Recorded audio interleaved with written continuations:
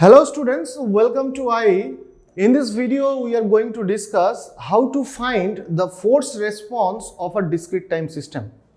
So let us look at the numerical. This numerical is given as find the force response of the system described by the difference equation, and the equation looks like this: yn minus 1.5 y of n minus 1 plus 0.5 y of n minus 2 plus equals to xn। अब xn क्या है? xn आपका input है, yn क्या होगा? आपका output होंगे। तो इनपुट सिग्नल गिवन है कि मेरा xn is equals to 2 to the power n into unit step signal un। So now we need to find the force response of this equation. ये वाले डिफरेंस इक्वेशन और system का मुझे force response चाहिए। So force response जाने से पहले आपको मैंने डिस्कस किया था प्रीवियस वीडियोस में कि आपका जो फोर्स रिस्पॉन्स होगा, that force response has two parts. One is complementary solution, another one will be the particular solution. So first we need to find the complementary solution, then we need to find the particular solution, और दोनों को एक साथ अगर आप लिखेंगे तो आपका total response, total force response होगा। Not total response, total force response. So now we need to find the complementary solution first. So complementary solution कैसे निकालते हैं? कॉम्प्लीमेंट्री सॉल्यूशन कैसे निकालते हैं डिटेल में हमने एनालिसिस किया था प्रीवियस वीडियोस में।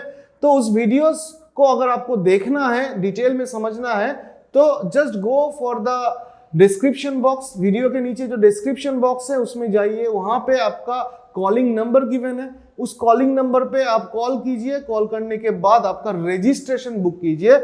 वहां पे एक नॉमिनल कॉस्ट में आपको रजिस्ट्रेशन मिल जाते हैं पूरे सिग्नल सिस्टम वीडियोस का। So you go to the link और वहां पे एक फोन नंबर है, वहां पे कॉल कीजिए और आपको रजिस्ट्रेशन मिल जाएंगे। So now let us discuss about the how to find the complementary function. So complementary function ढूंढने के लिए, so we know that for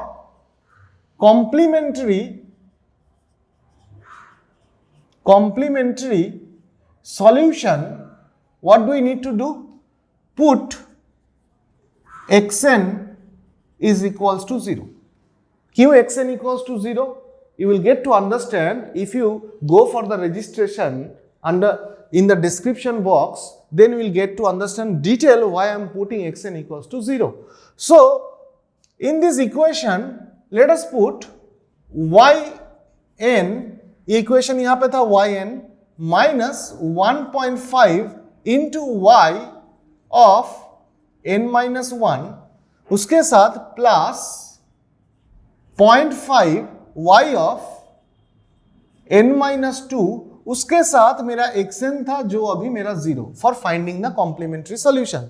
so this equation को मुझे देखना है। तो ये जो इक्वेशन है, अगर आपको पूछेंगे कि ये जो बोलो कि ये इक्वेशन किस नेचर का है, आप बोलेंगे सर ये तो होमोजीनियस है। अब ये कैसे होमोजीनियस होता है, इसके लिए भी आपको प्रीवियस वीडियोस जाना पड़ेगा। So this is the homogeneous equation. So इस होमोजीनियस इक्वेशन को अगर आपको सॉल्यूशन करना है तो आपको ट्रायल सॉल्यूशन लेना पड़ेगा।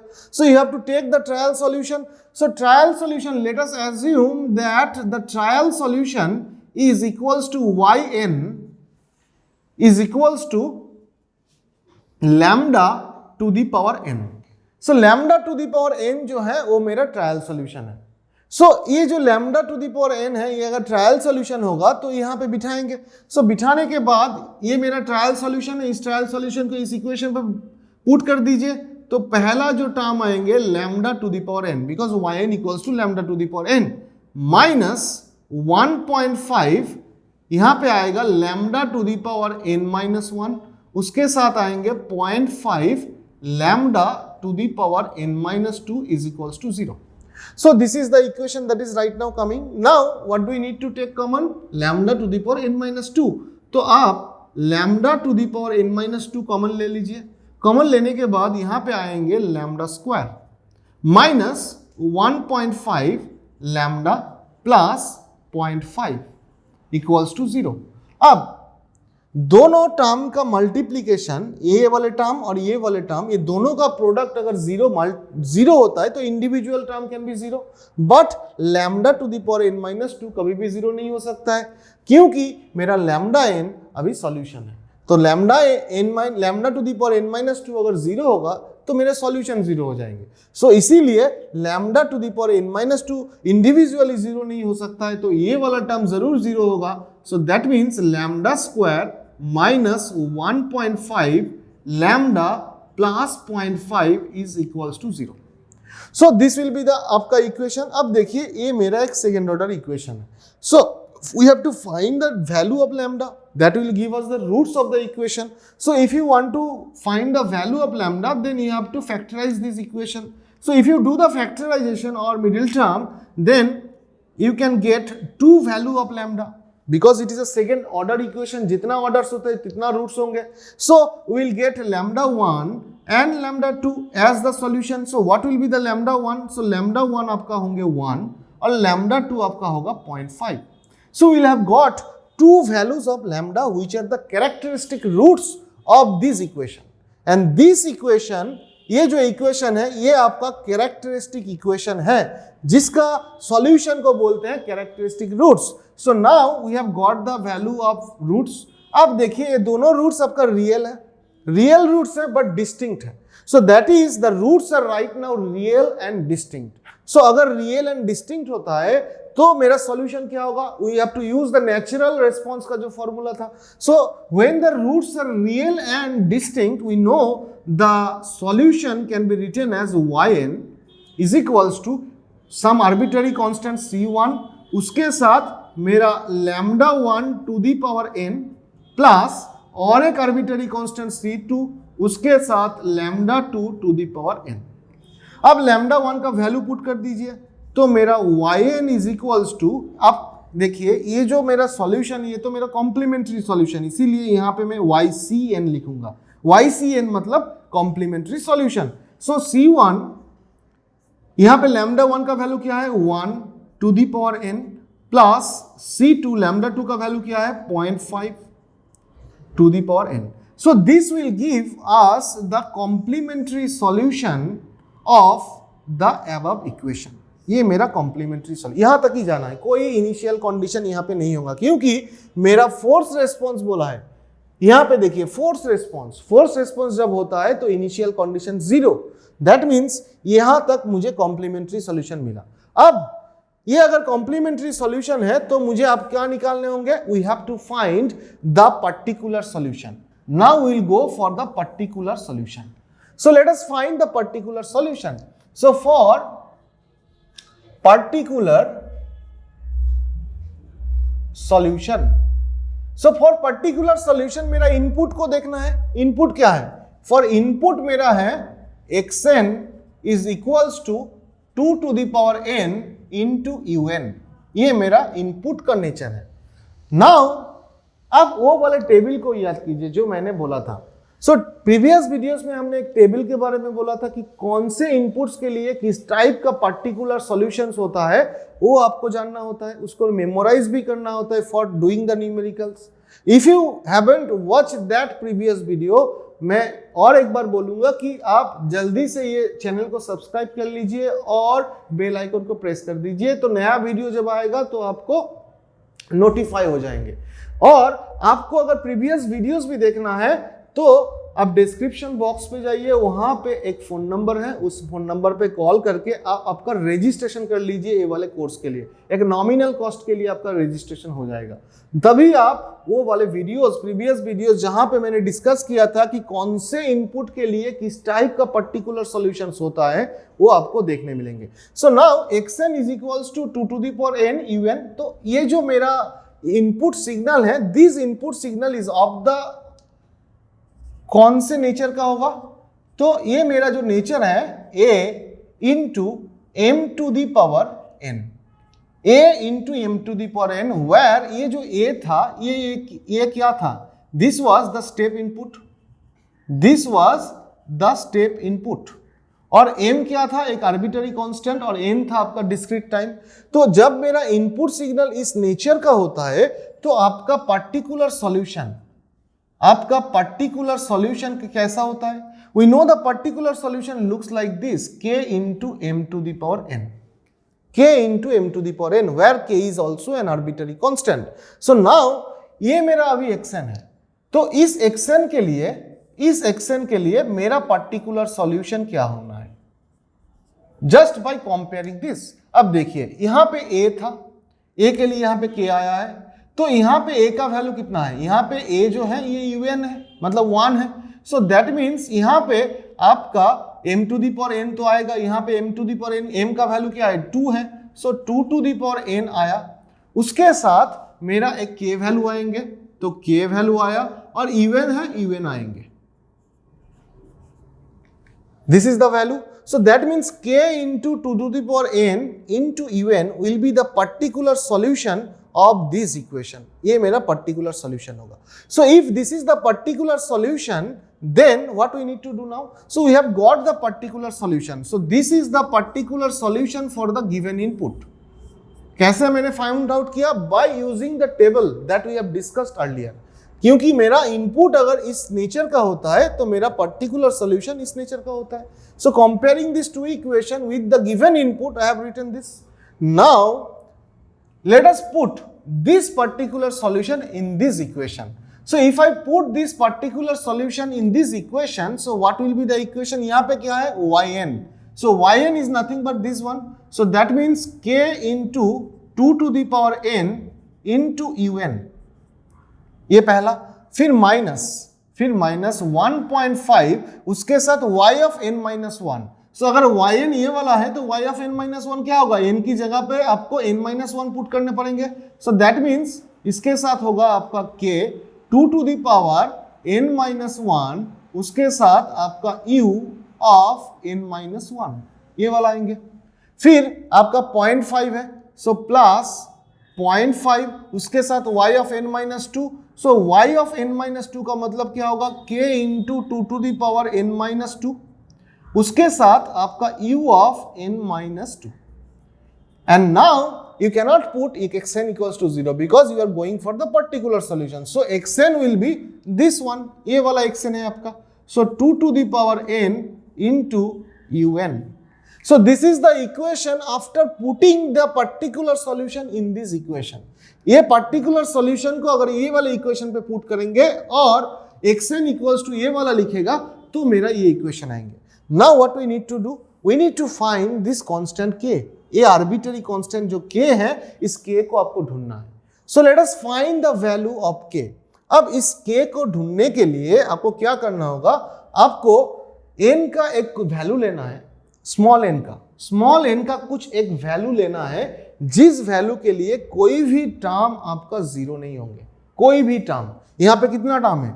ये वाला टर्म, ये वाला टर्म, ये वाला टर्म, ये वाला टर्म। तो you have to take such value of n such that कोई भी टर्म आपका जीरो नहीं होगा। जैसे मान लीजिए कि if I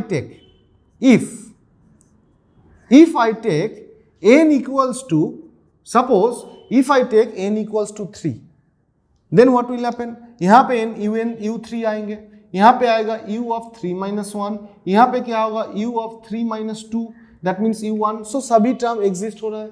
Similarly, if I take n equals to 2, तब क्या होगा? यहाँ पे u2 आएंगे, यहाँ पे 2 minus 1 मतलब u1, यहाँ पे u of 0 आ जाएंगे, u0। So that will not be possible. आप क्या करना है? अब आपका ये वाले इक्वेशन पे जो आर्बिट्ररी कांस्टेंट k है, इस k का वैल्यू मुझे निकालना है। सो इस k का वैल्यू निकालने के लिए आपका n का वैल्यू, ये जो स्मॉल n है, इस स्मॉल n का एक वैल्यू आपको लेना है, जिस वैल्यू के लिए कोई भी टर्म यहाँ पे जीरो नहीं होगा। तो मान लीजिए कि if I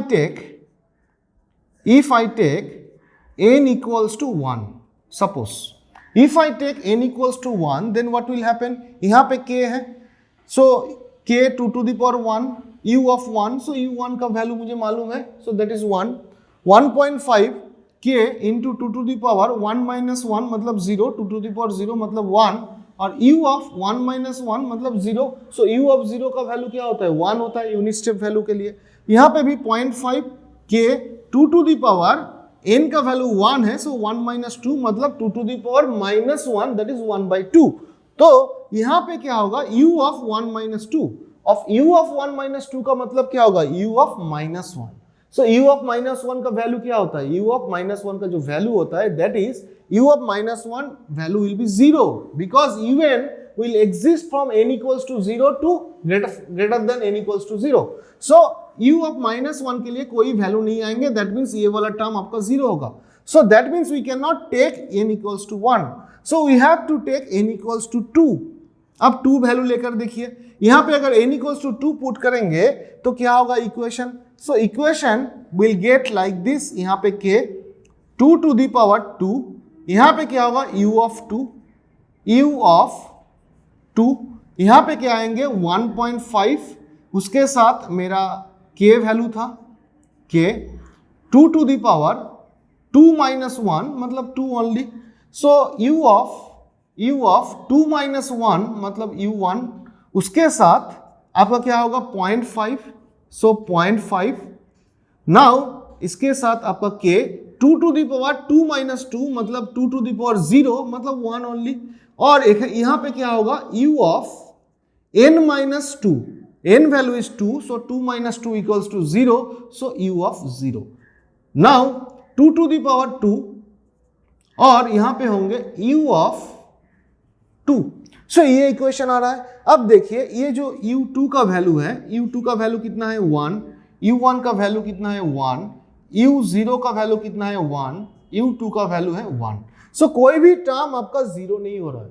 सो आपको n का वैल्यू इस तरीके से लेना है कि ऐसा एक n वैल्यू जिसके लिए मेरा कोई भी टर्म इक्वेशन में 0 नहीं होगा. So now from this equation we can find the value of k. अब देखिए u ऑफ 2 जो 1 होगा तो पहला टर्म क्या होंगे? पहला टर्म आपका आएगा 2 स्क्वायर इंटू k. दूसरा टर्म क्या होगा माइनस 1.5, यहां पे 2 है, so 1.5 into 2 is nothing but 3. okay, 3 into k. Similarly u1 तो आपका 1 हो जाएंगे. so now थर्ड वाले टर्म पे क्या होगा 0.5 है यहाँ पे, so 0.5 into k u to the power u of 0 मतलब 1. so that means right hand side पे आपका 4 आ जाएंगे और यहाँ पे भी यह वैल्यू होगा 1. so that means this is the equation right now. so from this equation we have to find the value of k. अब देखिए इसको मैं लिख सकता हूं 4k minus 3k plus 0.5k equals to 4. so now 4k minus 3k will give us 1k plus 0.5k equals to 4. 0.5 मतलब आपका क्या होता है हाफ. so that means ये मतलब 1.5. so 1.5k equals to 4. now 1.5 का मतलब होता है 3/2. so I can write this equation as 3/2 into k equals to 4. that means from this value we can find the value of k as 2 into 4, that is 8 divided by 3. so this is the value of k right now. so we have got the value of k as 8/3. now if the value of k as 8/3, so what will be the total force response? so force response का value अभी क्या होगा? so now let us find the force response. so force response को मैं लिख रहा हूं y forced. so y forced का मतलब होगा कि y complementary solution plus y particular solution, यही होता है. so now y forced is equals to complementary solution plus particular solution. complementary solution क्या है? ये वाला है. so उसी इक्वेशन को यहां पे लिखूंगा. so we can say that y if n is equals to c1, ये 1 to the power n है, so मतलब क्या है 1 है. so that means only c1, उसके साथ c2 0.5 to the power n, so 0.5 to the power n plus अब yp पे जाइए. yp का वैल्यू क्या था? yp यहां पे है, so 2 to the power n, so 2 to the power n तो होगा, उसके साथ k का वैल्यू है 8/3, so यहां पे पुट कर दीजिए 8/3 और उसके साथ था un, उसके साथ था u of n. so this is the force response of the system. so we have got the force response of the system. this is the force response of the system. you can see now आपका force response निकल गया. अब आपका काम क्या है? अब आपका काम होगा कि ये C1 का वैल्यू क्या है. ओके, यहां पे एक C2 भी आएंगे, यहां पे C2 था मैंने यहाँ पे लिखना भूल गया था, तो ये मेरा C2 भी होगा। तो C1 और C2 का वैल्यू मुझे चाहिए, K का वैल्यू मुझे निकल गया। Now we need to find the C1 and C2। So C1 C2 निकालने के लिए, so now our task is to finding the value of C1 and C2। So C1 C2 निकालने के लिए ये वाले इक्वेशन में पहले आपको क्या पुट करना होगा? Let us put n equals to 0। So if I put n equals to 0, क्या होगा? मेरा जो रेस्पॉन्स है yf0, यहां पे yf0 आ जाएंगे, तो यहां पे होगा C1, यहां पे होंगे देखिए 0.5 टू दी पावर 0 मतलब 1, तो C1 प्लस C2 यहां पे आएगा, प्लस आपका यहां पे 2 टू दी पावर 0 मतलब 1, because n value is 0, so 2 to the power 0 मतलब 1, तो ओनली आपका 8/3, उसके साथ u ऑफ 0 मतलब 1। So this is the equation right now. Now similarly let us put n equals to 1। So if I put n equals to 1 in this equation, so मेरा force response of 1 आएंगे, उसके साथ मेरा यहाँ पे C1 आ जाएगा, plus 0.5 to the power 1 मतलब 0.5 आएगा, उसके साथ मेरा C2 भी आएंगे। यहां पे क्या होगा? 2 टू दी पावर 1 मतलब 2, सो 2 इंटू 8 इक्वल्स टू 16, सो 16/3 और u of 1, so that means 1. So we have got two equation. So this is the equation number 1, this is the equation number 2. So in this way we have found the value of the force response for n equals to 0, for force response n equals to 1. Now आपका जो difference equation था, ये वाला difference equation, इस difference equation पे आपको n equals to 0 put करना होगा, n इक्वल्स टू 1 पुट करने होंगे। That means from this difference equation आपको क्या पुट करना है?